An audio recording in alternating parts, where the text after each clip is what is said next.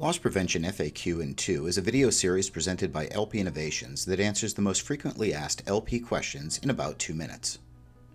While the majority of retailers use the retail method to calculate shrink percentages, the question often arises if either the retail or cost method has greater advantages. So let's take a look at this question and see.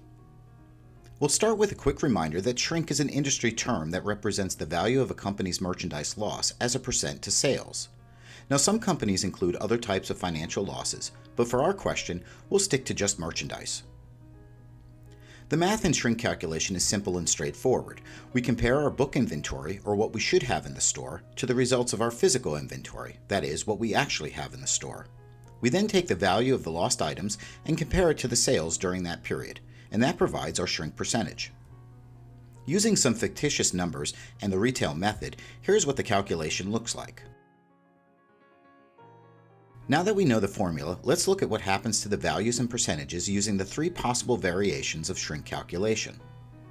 We'll assume for our example that the cost of the merchandise is always half the retail price. You can see as long as we keep both sides of the equation equal, retail to retail, cost to cost, then the values change, but the percentages remain the same.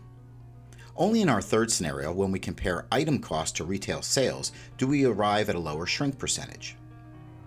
So you can see that there's no single correct answer to our question.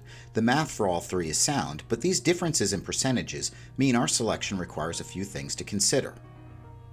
The most important aspect of our question of which method to use is more related to the rules of consistency and comparison. First, whichever method is employed, it should be used consistently year over year to allow comparisons. Second, like high school algebra, what we do to one side of the equation, we should do to the other, which is why many people don't like the cost to retail method. On the other hand, some argue that retail cost isn't the actual loss because that's not what we paid for the item. And finally, we should consider that the majority of companies and virtually all industry reporting trends rely on the retail method, so if you're not using it, you can't directly benchmark your results. In conclusion, the method used is a matter of preference and system sophistication. What is important is a consistency in the methods, accuracy in counts and calculation, and in understanding the progress of your loss prevention program and efforts. If you have any questions you'd like answered in FAQ in 2, just send us an email at solutions@lpinnovations.com. And thanks for watching.